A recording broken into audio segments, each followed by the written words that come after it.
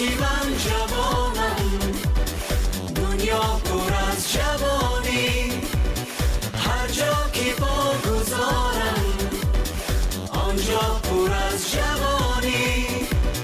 حالا کی من جوانم، دنیا پر از جوانی، هر جا که پا گذارم آنجا پر از جوانی. سلام به شما بیننده های عزیز، اینک اینجاست برنامه دنیا پر از جوانی است و با شما من هستم چون هر وقت عزیزه یارو. و برنامه دنیا پر از جوانی است که همیشه اعترافگر چهره های جوان است، از استعداد تا موفقیت و از موفقیت تا دستاورد. این همه در برنامه دنیا پر از جوانی است و البته که دنیای جوانی را به موسیقی تصور کردن غیر امکان است. باید با شنیدن یک سرود زیبا به برنامه حسن آغاز میبخشیم.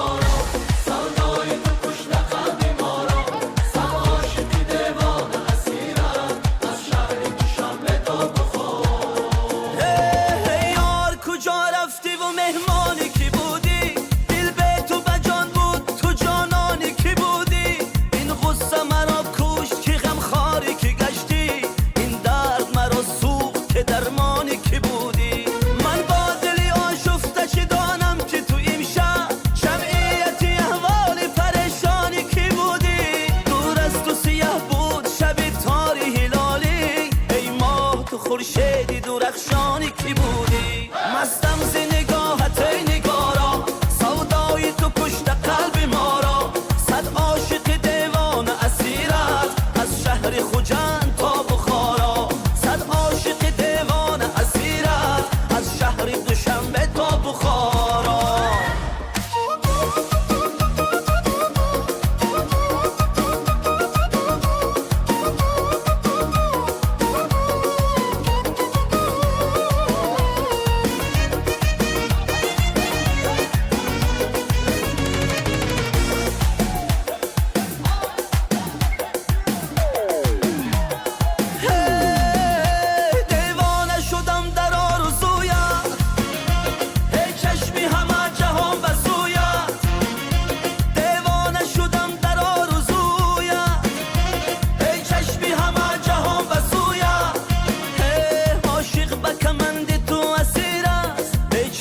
کجا رود ز کویت، مستم ز نگاهت ای نگارا، سودای تو کشت قلب ما را، صد عاشق دیوان اسیرت از ملک خوجند تا بخارا، صد عاشق دیوان اسیرت از شهر دوشنبه تا بخارا.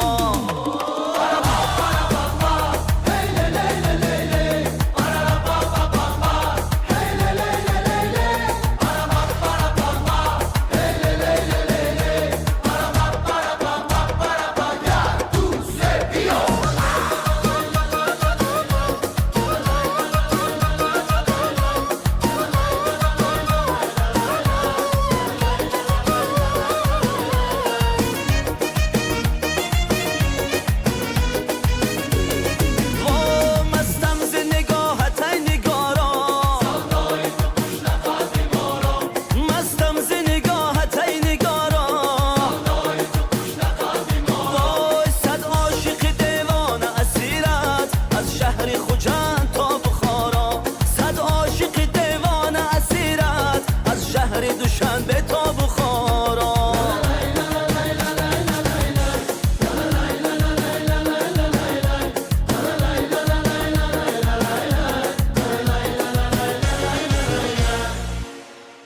هر جا که پا گذارم آنجا پر از جوانی. بیننده های عزیز، برنامه دنیا پر از جوانی است ادامه دارد و این بعد ما در خانه نقاشان قرار داریم و در اینجا یک جوانی هستند که رسام هستند و به واسطه رسمای خود را میکشند و البته که در آزمون ها نیز اشتراک کردند و این نفر حکیم و کریم جان میباشند. خوش آمدید به برنامه دنیا پر از جوانی است. Салому алейкум, номи ман Ҳакимов Керимҷон. Ман хонандаи донишгоҳи давлати Хуҷанд ба номи академик Бобоҷон Ғафуров, факултети санъат, курси 3 ихтисоси манзаринависӣ дастгоҳӣ мебошам. Касби ман ин рассомӣ мебошад. Ман аз хурдӣ касби рассомиро дӯст медоштам ва дар озмунҳои мактабӣ ҳам иштирок мекардам ва вақте ки ба синни 18 расидам, тасмим гирифтам боз ин касбамро нақсару хубтар аз худ кунам ва ин касбро аксар омӯзам. вақте хурд будед боре ҳам ба ғайр аз он ки ба рассомӣ фикр кунед ва дигар касбҳо фикр карда будед? Масалан, ҳар як нафар дар хурдӣ орзу мекунад дигар масалан футболист шавад ё қаҳрамони бозиҳои олимпӣ шавад. Шумо чӣ орзу доштед ва оё ин орзуятон амалӣ гардид ё на? Хуб, ман аз хурдӣ орзу доштам ки корманди возисти давлатӣ шавам, яъне милитсионер шавам. Лекин афсӯс ман орзум амалӣ нашуд, лекин ман аз ин касби интихоб кардаи худ рассомӣ хеле шод ҳастам, чунки ин рассомӣ ба ман хеле ба ҷаҳон як нигоҳи навро бахшид. беҳтарин. Шумо рассомиро ҳамчун касб интихоб кардед ё ҳамчун шуғл? Оё дар оянда мехоҳед ин касбро идома диҳед? Ташаккури зиёд. Ман ин рассомиро ҳамчун касб интихоб кардам. Мехоҳам ин касбамро хубтар омӯзам ва дар оянда як рассоми хуб беҳтарин шавам. Ба мисли устод Ҷураев. Чунки устод Ҷураев устоди ман ҳастанд. Дар донишгоҳи давлати Хуҷанд ба ман дарс меомӯзам. Яъне шумо нозгӯи ин касбро аз устодатон омӯхтед? Ман аз устодам омӯхтам. Ба он кас миннатдорӣ беандозаи худро баён кунам, чунки бо кӯшишҳои он кас ман ба чунин қуллаҳои баланд расида истодам.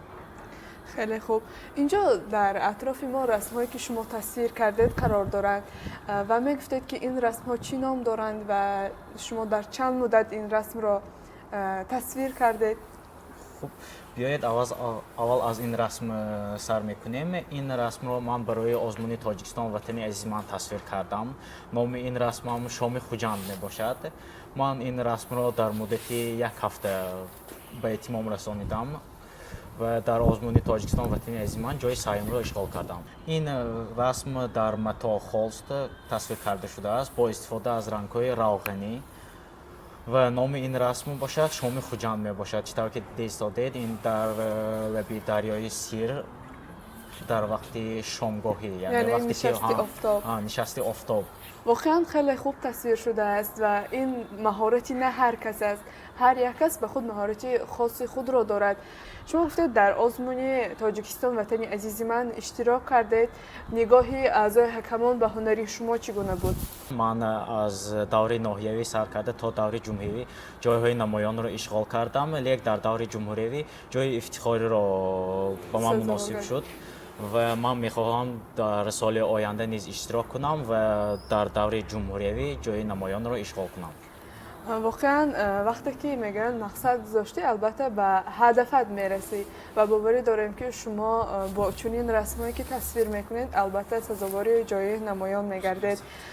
мехостам бидонам ки вақте ки шумо ба расмкашӣ оғоз мекунед, умуман илҳоми расмкашии шумо дар кадом вақт меояд? Кадом вақт бештар шумо ба расмкашӣ оғоз мекунед? вақте ки ман дар ватани азизмон гашту гузор мекунам, манзараҳои ҷаззоби онро мебинам ва ба ман як илҳоми тоза мебахшад, ман мехоҳам зудтар, тезтар ва хубтар рафта ба хона ин расмро дар холст нақш кунам. Чӣ тавре ки мебинед, дар пушти ман як расм қарор дорад. Ман онро аз манзараи Помирро тасвир кардам. яъне расме ки инҷо аст, ин расми манзараи Помир мебошад. имрӯз озмунҳое ки барои ҷавонон, махсусан барои мо аз ҷониби пешвои муаззами миллат пешниҳод карда шудааст, воқеан барои мо як роҳкушои хуб аст ки мо дар он иштирок кунем ва истеъдоди худро нишон диҳем. шумо ба ин чӣ гуфтанӣ ҳастед? махсусан барои шумо анамин озмун чӣ маъно дорад? ман мехостам миннатдории худро ба асосгузори сулҳу ваҳдат пешвои миллат расонам, чунки бо воситаи чунин озмунҳо мо ҷавонони ҳунари худро бештар сайқал метиҳем ва ҳаракат мекунем ки ҳунари мо тоҷикон ба ҷаҳониён муаррифӣ шавад. Чӣ тавре ки медонед, вақте ки ягон сайёҳ меояд, аввал аз ҳунару фарҳанги он давлат шинос меёбад. бале, бевосита вақте ки ягон сайёҳ умуман ба намин қалъаи Хуҷанд меояд, аз ҳунари рассомӣ, аз наққошӣ, аз ҳамаи ҳунарҳои миллӣ با خبر میگرد و شما نیز به واسطه در چنین نمایشنامه ها البته که اشتراک کرده اید و میخواستم بدونم که نگاهی انمان سیاحان و رسم های کشیده آنها چگونه بها میدهند؟ خب سیاحان به ما یعنی هنرهای مردم تاجیکان بهای خوب میدهند. آنها میگویند که خوب تصویر شده است. شما از رسامان جهانی کیا را میشناسید و در پیروی کی بیشتر کار میکنید؟ خب من یکچند رسامان را میدانم. اینها لیوناردو давінчی، рембрандт، میکلانجلو میباشند. من میخواستم پیروی استعداد همینها باشم. یعنی شما از استعداد آنها خبر دارید و میکشید و هنر رو رسامی آنها توجه کرده هنر خود را بیشتر سایقل دهید. با کل آن جوانانی که رسم کشیدن میخواهند، رسامی را دوست میدارند، چی گفتنی هستید و چی پیامی به آنها دارید؟ بعضی رسامان رسم‌هایی میکشند که آن مجمل میشود، یعنی نه همه کس به آن بها داده میتواند و از این حالت غمگین میشوند. باز رسم کشی را ادامه دهند و در آینده حتما به دستاوردهای بهتری نائل میشوند.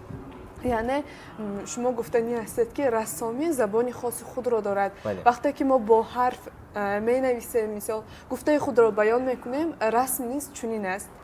بله، رسم نیست چنین است. آن یعنی زبان، یعنی حرف‌های خود را دارد. نه همه کس درک میکند. و اینجا یک چیز دیگر را گفتنی میخواستم.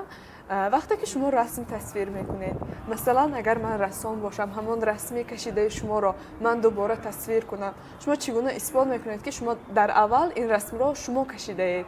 یعنی یک چیزی جالبه در آن است که در رسم کشیده من نیست. شما چگونه آن را اثبات میکنید که آن رسم از روی رسمی من گرفته شده است و در اول من آن رسم را کشیدم؟ خب سوال جالب.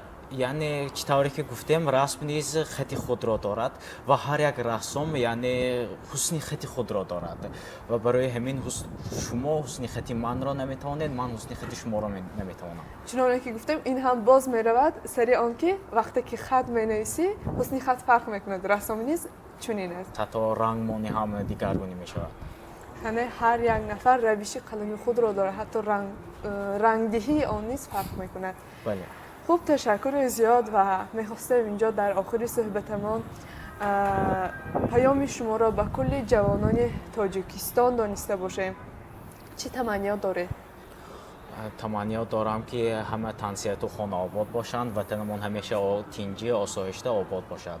خوب، تشکر زیاد. ما برای شما موفقیت های پی در پی را تمنا داریم. بگذار همیشه در همه آزمون ها غالب آید و چنین رسم های زیبا را تصویر کنید و معرفی وطن عزیزمان باشید. هر جا که پا گذارم آنجا پر از جوانی.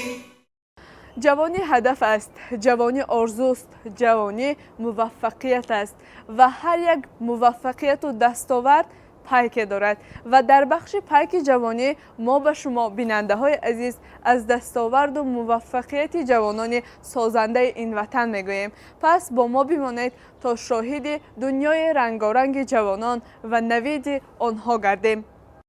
بیژن عبداللهیف، نماینده جوان و امیدبخش ورزش اتومبیلرانی تاجیکستان، در فینال چمپیونات چین اوید به افغانکاها عنوان چمپیونی را به دست آورد. مرحله حل کننده مسابقه در شهر خانچژاو برگزار شد. در گروه جی پی مکس کزدو عبداللهیف از اول تا انجام برتری خود را نگاه داشته با اجرای کاملا بدون اشتباه 12 دور را در 11 دقیقه و 33 ثانیه طی نمود. باید گفت که راننده تاجیک با فاصله 2 ثانیه رقیب اساسی خود ورزشکار چینی چژاو گوانیه را قفا گذاشته به عنوان قهرمانی دست یافت. در طول چمپیونات عبداللهیف چندین مراتب نشان داد که آمادگی جسمانی و تاکتیکی او در سطح عالی بوده، ثابت قدمانه راه خود را تا به مرحله نهایی هموار نمود. گفتن ضرور است که این پیروزی برای ورزش اتومبیلرانی تاجیکستان دستاوردی مهم به حساب رفته نشان می‌دهد که ورزشکاران تاجیک می‌توانند در مسابقه های با نفوذ بین المللی نیز با رقیبان قوی رقابت نمایند. بیژن نه تنها موقع پیش سفیر را نگاه داشت، او عنوان قهرمان مطلق چین در سلسله جی پی مکس را به دست آورد که این بار اول در تاریخ معاصر تاجیکستان است. هر جا که پا گذارم آنجا پر از جوانی.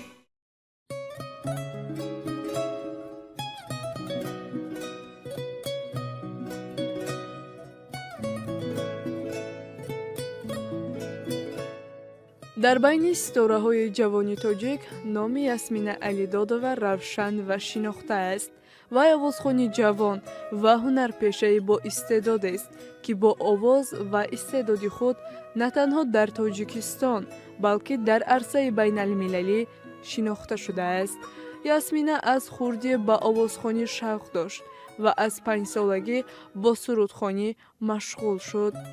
вай дар озмунҳои мухталиф минтақавӣ ва байналмилалӣ ширкат намуда, борҳо ба даврҳои ниҳоӣ роҳ ёфтааст. дар озмунҳои Central Asia Got Talent, X Factor ва James Academy Schools дар Аморати Муттаҳидаи Араб маҳорати худ ва овози пурқуввати худро нишон дод. инчунин Ясмина дар иҷрои сурудҳо ба чанд забон, аз ҷумла забони англисӣ, арабӣ ва ҳиндӣ моҳир аст, ки ин қобилият ӯро барои саҳнаҳои байналмилалӣ омода мекунад. ҳамзамон Ясмина орзу дорад, ки дар оянда бо таронаҳои тоҷикӣ ва фарҳангии худ шинохта шавад. вай бо ифтихор мегӯяд, ки ватани ӯ Тоҷикистон аст. Ясмина Алидодова на танҳо овозхон аст, балки намунаи ҷавони боистеъдод мебошад. меҳнату заҳмат, умед ва орзуҳои ӯро метавон ибрат барои ҳамсолон ва намунаи воқеии устуворӣ ва иродаи ҷавонони тоҷик донист. бо ҳамин истеъдод ва энергия, Ясмина аллакай номи худро дар саҳнаҳои байналмилалӣ ба қайд гирифта,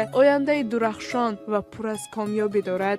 Ясмина Алидодова дар баробари сарояндаи хеле хуб будан инчунин ҳунарпеша ва раққосаи моҳир низ ҳаст. ӯ дар Тоҷикистон дар филми Деҳқон нақши марказиро иҷро кардааст. Ясмина Алидодова мехоҳад дар оянда оҳангсоз шавад ва мусиқии худро нависад. инчунин ӯ барои ширкат намудан дар дигар фестивалҳои байналмилалии мусиқӣ талош мекунад ва ба ҷавонии худ нигоҳ накарда кӯшиш мекунад, ки асарҳои хеле мураккабро иҷро намояд.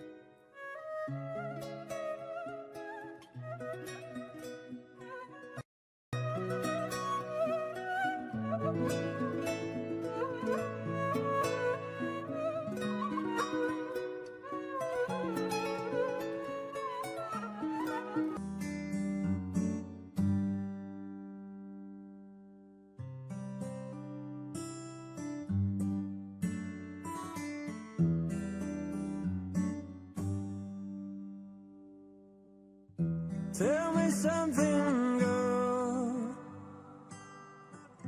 Are you happy in this modern world? Or do you need more? Is there something else you're searching for? I'm falling. And all the good times I find myself longing for tears. And in the bad times I feel myself.